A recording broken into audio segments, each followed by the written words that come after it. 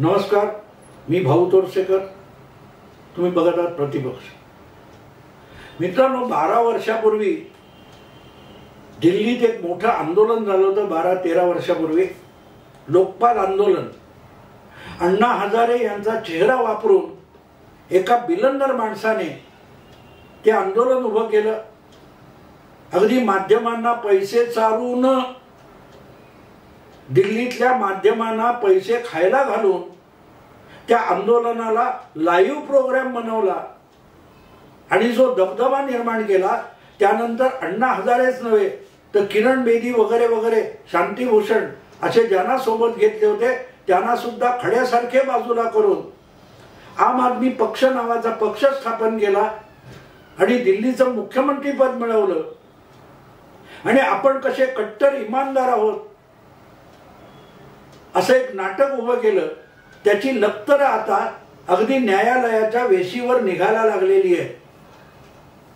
कारण हा देशातला एकमेव पक्ष आहे ज्याने अल्पावधीमध्ये सत्ता मिळवली आणि अल्पावधीमध्ये त्याच्या 10-12 एकूण मंत्र्यांपैकी जवळजवळ निम्म्यापेक्षा अधिक मंत्र्यांना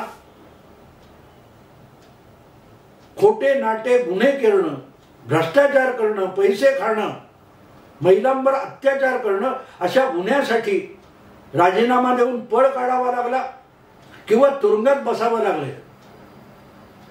केजरीवाल यांच्या 2 मंत्र्यांना 1 वर्षापेक्षा अधिक आणि 8 महिन्यापेक्षा अधिक तुरुंगात बसलेत आणि जामीन सुद्धा मिळत नाही. पण त्याला अटक का केली आहे? ईडीने असेल, आणखीन कोणी केली असेल तर का केली आहे? हा जो आरोपपत्र कोर्टात आहे त्याच्याबद्दल केजरीवाल किंवा त्यांचे बाहेर असलेले सवंगडी एक शब्द बोलत नाही. हा, सिसोदियांनी फार सुंदर शिक्षण व्यवस्था उभी केली, नव्या शाळा बांधल्या, चांगल्या इमारती बांधल्या, उत्तम शिक्षक नेमले हे सांगितलं जातं. पण उत्तम शिक्षक नेमले म्हणून सिसोदिया यांना अटक झालेली नाही. त्यांच्याकडे जे दारूबंदी खातं होतं त्या दारूबंदी खात्याचा घोटाळा करून जे पैसे लुबाडले गेले त्या आरोपाखाली सिसोदिया तुरुंगात गेलेले आहेत. आणि काल परवा सुप्रीम कोर्टाने पण त्यांना जामीन नाकारला. आणि नुसता सिसोदियांना जामीन नाकारला नाही तर सुप्रीम कोर्टामुळे आता संपूर्ण आम आदमी पार्टी हा भ्रष्टाचाराचा अड्डा आहे असं बोलायची वेळ सुप्रीम कोर्टामुळे आलेली आहे, हायकोर्टामुळे आलेली आहे. कारण सिसोदिया हे जामीन मागायला हायकोर्टात गेले असताना स्पष्टपणे हायकोर्टाने सांगितलं की जे पैसे ईडी दाखवते इकडून तिकडे गेले, त्यांच्याकडून आले, हे जर आम आदमी पक्षाच्या तिजोरीत गेले असतील तर आम आदमी पक्षालाच या प्रकरणामध्ये आरोपी बनवा, पार्टी बनवा. म्हणजे हा ठप्पा जो आहे हा संपूर्ण आम आदमी पक्षाला लागलेला आहे. आणि त्यानंतर दिल्ली हायकोर्ट जेव्हा जामीन देत नाही सिसोदियांना म्हणून सुप्रीम कोर्टात धाव घेतली तेव्हा सुप्रीम कोर्टाने हे प्रकरण हे 338 कोटीपर्यंत गेल्याचं मान्य केलं. आणि त्यानंतर आता खुद्द मुख्यमंत्री केजरीवाल यांना ईडीने बोलवलेलं आहे. म्हणजे गोष्ट सरळ आहे. लवकरच हे महान क्रांतिकारक, कट्टर इमानदार हे तुरुंगात जाणार आहेत. त्यांचे 2 मंत्री तुरुंगातच होते. शेवटी लाजे काजेस्तोर खूपच हलकल्लोळ माजला म्हणून त्यांचा राजीनामा घेतला. सत्येंद्र जैन तर 1.25 वर्षापेक्षा अधिक काळ तुरुंगात आहेत. आणि तिथल्या कैद्यांकडून स्वतःची सेवा करून घेतात. एका बालिकेवर बलात्कार करणाऱ्या व्यक्तीकडून मालिश करून घेतात. याचं सीसीटीव्ही फुटेज समोर आलं होतं. इतके बदमाशांची ही टोळी आहे. मला व्ही शांताराम यांचं अगदी 1950-1960 मधलं कुठला तरी चित्रपट आठवतो. त्यामध्ये गाणं होतं, सय्या झूठो का बडा सर ताज निकला. केजरीवाल हा निव्वळ खोटारडा माणूस नाहीये, तो बदमाशांचा सरदार आहे. आणि रोज ओरडून हम तो कट्टर इमानदार आहे. साले तुम्ही कट्टर इमानदार असाल तर मग आम्ही कोण आहोत असा प्रश्न 2 वेळचं अन्न न मिळणारा आणि प्रामाणिकपणे पोट भरणारा भारतीय आहे त्याला स्वतःला विचारायला लागेल की केजरीवाल हा जर इमानदार असेल तर मग सामान्य माणूस कोण आहे. या देशातले साधू संत कोण आहेत. बदमाश आहेत. राजरोसपणे इतके मोठे मोठे भ्रष्टाचार करायचे. तर मित्रांनो हे कट्टर इमानदार आता लवकरच तुरुंगात जाणार आहे. आणि हे तुरुंगात जाणार कारण दुसरा मार्गच नाहीये. मार्गच नाहीये. कसं असतं मित्रांनो, असं म्हणतात की मांजर डोळे मिटून दूध पिते. मांजर डोळे मिटून दूध पिते तेव्हा त्याला असं वाटतं की आपण डोळे मिटले की जगाला दिसत नाही. कारण जे काही दिसतंय ते फक्त आपल्यामुळे दिसतंय आणि आपल्यालाच दिसलं नाही तर जगाला दिसणार नाही असा मांजराचा भ्रम असतो असं म्हणतात. त्यापेक्षा अरविंद केजरीवाल किंवा त्या आम आदमी पार्टीतले सगळे नेते त्यापेक्षा किंचितही भिन्न नाही. त्यांना असं वाटतं की आपल्या पक्षातर्फे आपल्या नेत्यांकडून जे गुन्हे आणि भ्रष्टाचार झाले त्याकडे आपण डोळे मिटून घेतले की जगाचं लक्ष जाणार नाही अशा भ्रमात ही माणसं असतात. आणि त्यामुळे बघता बघता हे कुठपर्यंत येऊन पोचले. आता तुम्ही म्हणाल की अरे त्यांना परत परत निवडून दिलं जातं. तर याचं कारणही आपण समजून घेतलं पाहिजे. केजरीवाल यांचं निवडणुकीतलं यश जे आहे ते देशातल्या शहरीकरणाचं जे गटारीकरण झालेलं आहे, अत्यंत दयनीय अवस्थेमध्ये देशाच्या कानाकोपऱ्यातून खेड्यापाड्यातून रोजगाराच्या शोधात महानगरात आलेले लोक नरकासारखं जे झोपडपट्टीत बैठ्या वस्तीत राहतात, झुगी झोपडीमध्ये राहतात, त्यांचं जीवन इतकं लाचार असतं की 2 वेळचं अन्न मिळवताना मारामार असते. त्यांना शहरात निवारा मिळणं अवघड होऊन बसलेलं आहे. त्यांचं जीवन इतकं अस्थिर असतं की कुठेतरी ते चाळीत झोपडीत राहतात.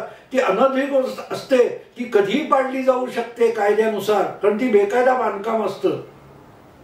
मग त्यांना आधार देणारे स्थानिक गुंड हेच नगरसेवक होतात, तेच आमदार होतात.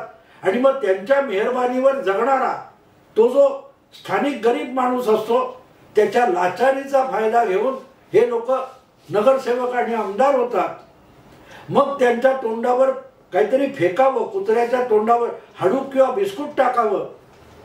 तसे हे केजरीवाल सारखे पक्ष आणि नेते हे त्यांना पाणीपट्टीतून सवलत देतात, 100 काही युनिट पर्यंत विजेचा दर माफ करतात. मग ते लाचारासारखे यांच्या मागे मतदानासाठी जात राहतात. केजरीवाल यांचं यश हे असलं आहे मित्रांनो. चांगलं काम केलं म्हणून नाही.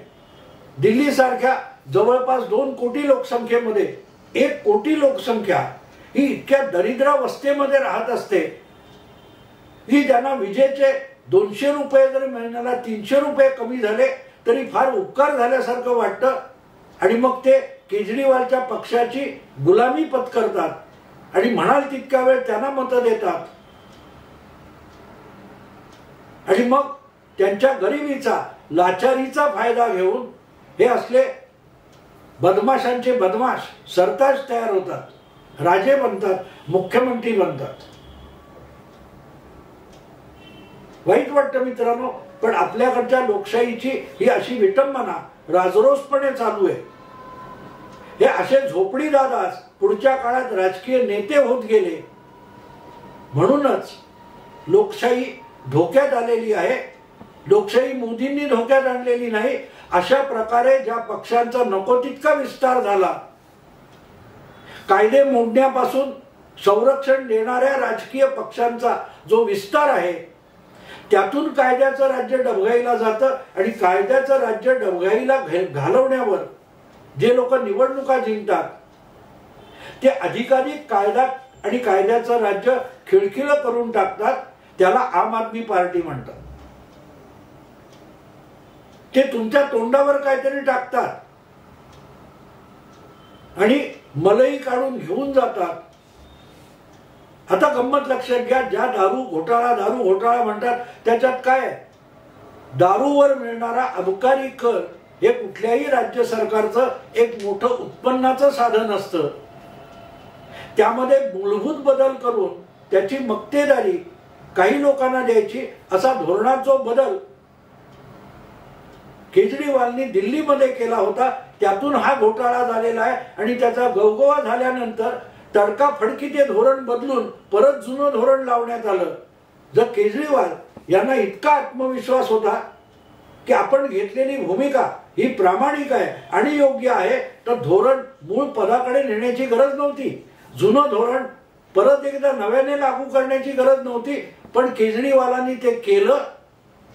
याचं कारण आपण आता यातला भ्रष्टाचार उघडकीला येण्याच्या आत तो सगळा प्रकार गुंडाळावा म्हणूनच भ्रष्टाचार गुंडाळलेला होता. कारण दारूची विक्री करणारे जे मक्तेदार वितरक होते त्यांनीच केजरीवाल यांच्या सरकारची ही अबकारी नीती बनवली आणि ती केजरीवालनी अंमलात आणली आणि त्यातून करोडो रुपये उचलले. ते पंजाबच्या निवडणुकीसाठी वापरले, गोव्याच्या निवडणुकीसाठी वापरले. कसं असतं बघा मित्र. विश्वास पाटील म्हणून एक लेखक विचारवंत होऊन गेले. त्यांचं झुंडीचं मानसशास्त्र म्हणून एक पुस्तक आहे, फार सुंदर पुस्तक आहे. मानवी सायकोलॉजी, मानसशास्त्र याचा फार चांगला उहापोह त्यात केलेला आहे. त्याच्यात त्यांनी सांगितलंय की असे केजरीवाल सारखे जे नेते उदयाला येतात हे पहिल्यांदा लोकांमध्ये झुंडी निर्माण करतात आणि एकदा झुंड निर्माण झाली की त्या झुंडीवर स्वार होऊन हे गुंड म्हणून राज्य करायला लागतात. केजरीवाल हा त्याचा नमुना आहे. म्हणजे स्वतःची अप्रतिम त्या अगदी सुरुवातीच्या काळामध्ये मला वाटते नीरज कुमार किंवा असा काहीतरी नावाचा एक नगरसेवक होता. तो आम आदमी पक्षात गेला होता. नंतर त्याची हकालपट्टी झाली. त्याने सांगितलेला एक किस्सा फार सुंदर आहे की तो केजरीवालना भेटायला गेला होता आणि त्यावेळेला केजरीवाल यांनी काहीतरी नवा ब्रँडेड शर्ट घातला होता. ते काय पीटर इंग्लंड वगैरे म्हणतात ना तसला. त्यावेळेला कोणतरी भेटायला आले ते कळल्यानंतर केजरीवाल उठून आतल्या खोलीत गेले आणि जुन्नात चुरगळलेला शर्ट घालून बाहेर आले.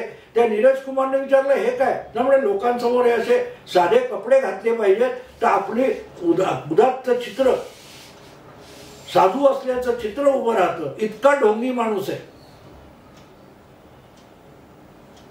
आज मित्रांनो वेळ अशी आली आहे की तुरुंगामध्ये बसून या केजरीवालना दिल्लीचा कारभार चालवायची पाळी आलेली. कारण आज ना उद्या 2 तारीखला केजरीवालना ईडीचं समन्स आलेलं आहे. येऊन आमच्या प्रश्नाला उत्तर द्या. आणि त्याचं कारण सरळ आहे की जी ईडीने सिसोदियाची चौकशी आतापर्यंत केली आहे आणि त्या शराब घोटाळा, दारू घोटाळा जो आहे त्यामध्ये जे 3-4 संशयित पकडले त्यातले 2 माफीचे साक्षीदार झाले आणि त्यांनी दिलेल्या साक्षीनुसार आणि सादर केलेल्या पुराव्यानुसार हा दारू घोटाळ्यातला 300 पेक्षा अधिक कोटीचा घोटाळा आणि पैसा हा आम आदमी पक्षाच्या तिजोरीत गेल्याचं स्पष्टपणे समोर आलंय. आणि केजरीवाल यांच्या साधुत्वाचा मुखवटा पुरता फाटलेला आहे. आणि म्हणूनच आतिशी असो तो सौरभ भारद्वाज असो हे सगळे आरोपांबद्दल एक चकार शब्द बोलत नाही. आमचा पक्ष संपवण्यासाठी भाजपनी कंबर कसली आहे वगैरे वगैरे बोलतात. अरे पण सिसोदिया असो, सत्येंद्र जैन असो, संजय सिंग असो यांच्यावर जे आरोप केलेले आहेत त्याच्याविषयीचा खुलासा द्या. आणि याला मित्रांनो नियती म्हणतात. आम आदमी पक्ष स्थापन झाला तर तुम्हाला आठवत असेल त्या पांढऱ्या टोप्या ज्याच्यावर मैहू अण्णा, मैहू अरविंद, मैहू आम आदमी असं लिहिलेलं असायच्या. त्या टोप्या घालून केजरीवाल सरसकट देशातल्या सगळ्या मोठ्या नेत्यांच्या विरोधात खोटे नाटे आरोप करत फिरत होते. एक दिवस आड पत्रकार परिषदा व्हायच्या. एकदा त्यांनी 54 की 60 देशाच्या सगळ्यात मोठ्या भ्रष्टाचारी नेत्यांची यादीच वाचून दाखवली होती, ज्याच्यामध्ये कपिल सिब्बल, अरुण जेटली, नितीन गडकरी अशी मोठ्या मोठ्या नेत्यांची नावं होती. त्यापैकी अनेक नेत्यांनी केजरीवालच्या विरोधामध्ये कोर्टामध्ये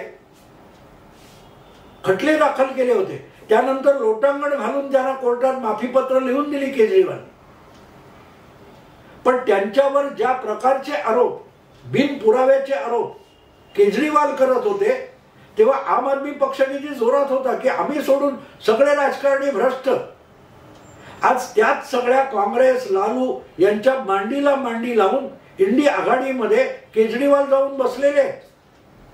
कालपर्यंत ज्यांच्यावर आरोप केला ते कपिल सिब्बल आणि अभिषेक मनू सिंघवी काँग्रेसचे, तेच आता केजरीवालची वकीलपत्र घेत आहेत. केवढा नियतीचा खेळ असतो बघा मित्रांनो. ज्या प्रकारचे आरोप करीत हा पक्ष उभा राहिला, तेच आरोप त्यांच्यावर पुराव्यासकट होत आहेत. जे आरोप केजरीवाल यांनी कसलाही पुरावा न देता 10 वर्षापूर्वी केले होते, 12 वर्षापूर्वी केले होते, तेच आरोप करत करत आता केजरीवाल यांच्या चौकशा लागलेल्या आहेत.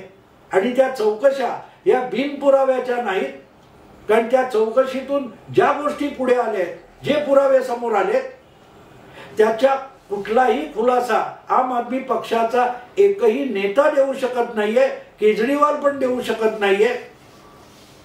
आणि मग भगतसिंग काढायचा आणि गांधींचं नाव घ्यायचं, महात्मा गांधींचं.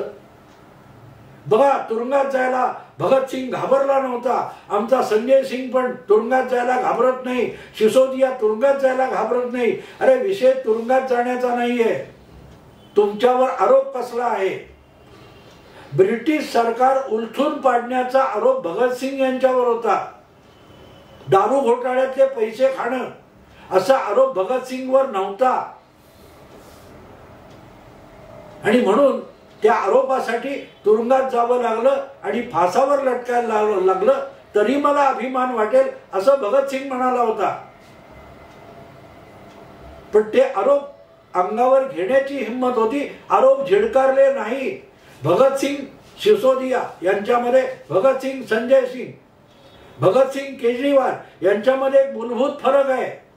जे आरोप ब्रिटिश काळात ब्रिटिश सरकारने भगतसिंग यांच्यावर ठेवले होते, ते आरोप भगतसिंगांनी झिडकारले नव्हते, स्वीकारले होते, अभिमानाने स्वीकारले होते. आता सुद्धा सिसोदिया, संजय सिंग वगैरे लोकांनी केजरीवाल यांनी छाती ठोक छाती फुगवून सांगावं की येस, आम्ही तुरुंगात जायला घाबरत नाही, आम्ही छाती ठोकपणे भ्रष्टाचार केलेला आहे, आमच्या हातात सत्ता जनतेने दिली, आम्ही जनतेसकट देशाला उल्लू बनवलं आणि करोडो रुपयाचा ढपला केला, याचा आम्हाला अभिमान आहे, त्यासाठी आम्ही तुरुंगात जायला घाबरत नाही. हे केजरीवालनी किंवा आम आदमी पक्षाच्या सगळ्या नेत्यांनी छाती फुगवून सांगावं. भगतसिंग तुरुंगात गेला एवढीच तुलना करून चालणार नाही. भगतसिंगनी आरोप स्वीकारले होते, नाकारले नव्हते. ब्रिटिश सरकार आमच्या सूडबुद्धीने वागते असा आरोप केला नव्हता. ब्रिटिश सरकारने राज्य सत्ता उलथून पाडण्याचा आरोप ठेवला होता आणि भगतसिंगांनी तो नाकारला नाही, त्याचे परिणाम भोगले. तुमच्यावर जे आरोप आहेत ते स्वीकारण्याची आणि त्यावर बोलण्याची हिंमत सुद्धा तुमच्यामध्ये नाही. तेव्हा तुम्ही तुरुंगात असला काय, बाहेर असला काय, तुम्ही मनाने गुंड आहात, तुम्ही सवयीने गुन्हेगार आहात, तुम्ही स्वभावाचे आणि चारित्र्याचे गुन्हेगार आहात. आणि म्हणून मला ते 2 आंखें 12 हात या शांताराम यांच्या चित्रपटातलं गाणं आठवलं, सय्या झूठो का बडा सर ताज निकला. इतरांवर गुन्हेगार आणि बदमाश असे आरोप करणारे स्वतःच केवढे मोठे बदमाश निघाले ते बघा मित्रांनो, समजून घ्या. हा नियतीचा खेळ आहे. जे आरोप करत तुम्ही आलात ते आरोप तुम्हालाच येऊन चिकटले. असो मित्रांनो, आता इथेच थांबतो. आवडलं लाईक करा, शेअर करा, सबस्क्राईब करा. नमस्कार.